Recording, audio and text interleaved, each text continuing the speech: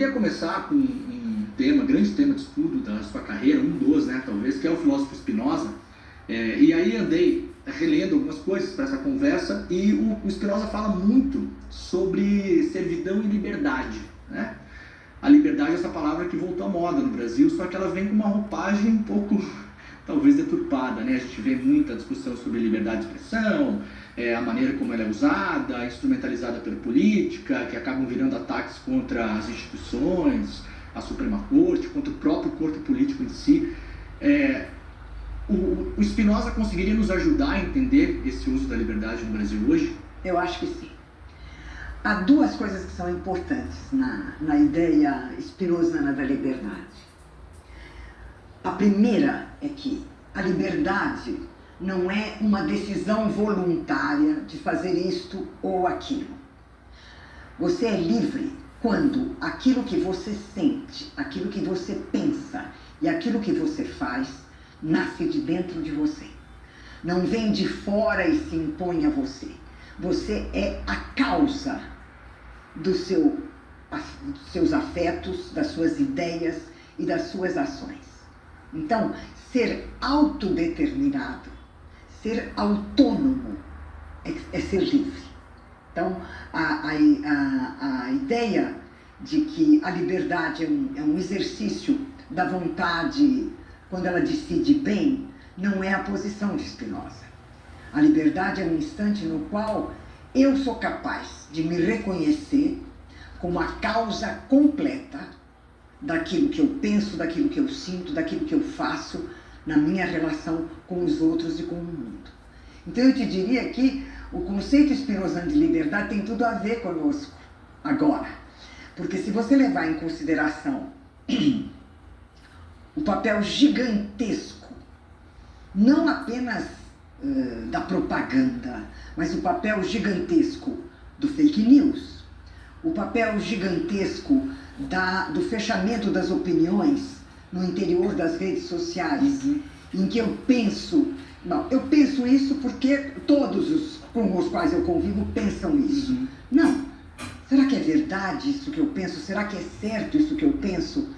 Ou seja, o fato da rede social funcionar como uma bolha de opiniões, né? E o fato de haver o fake news.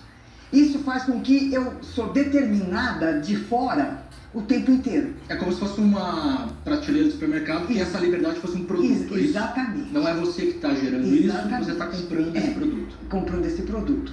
Então, se você pensar em termos da política, né, você vai entender o instante no qual você exerce ou não a sua liberdade política. Não é um instante em que você vota. Esse é um momento, né? É um instante no qual você faz uma opção de uma determinada linha da vida social, da vida econômica, da vida ética, e que se exprime, entre outras maneiras, numa forma partidária, numa forma comunitária, numa forma de movimentos sociais, de luta por direitos. Ou seja, há uma multiplicidade de maneiras pelas quais a vida política se realiza, né? Sem se reduzir nem ao voto, nem às operações do Estado. Quer dizer, as operações de governo e das instituições governamentais são uma parte da vida política. A vida política é muito mais ampla do que isso. Porque numa democracia, o que caracteriza a vida política numa democracia é a criação de direitos, a garantia de direitos, a conservação de direitos e a capacidade de promover novos direitos. De tal modo que o poder é social, né? E é esse poder social que se exprime nas tomadas de decisão políticas. Então, a política que se realiza depende da qualidade da sociedade em que a gente vive. Então, porque a política vai exprimir se nós estamos numa sociedade conservadora, numa sociedade democrática, numa sociedade autoritária, numa sociedade violenta. A política exprime isso.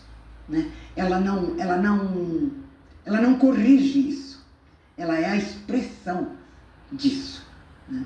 Então, no instante em que a gente vota, o que a gente está fazendo é dizer qual é a forma da política que eu quero que exprima verdadeiramente a nossa vida social. Perfeito. Né?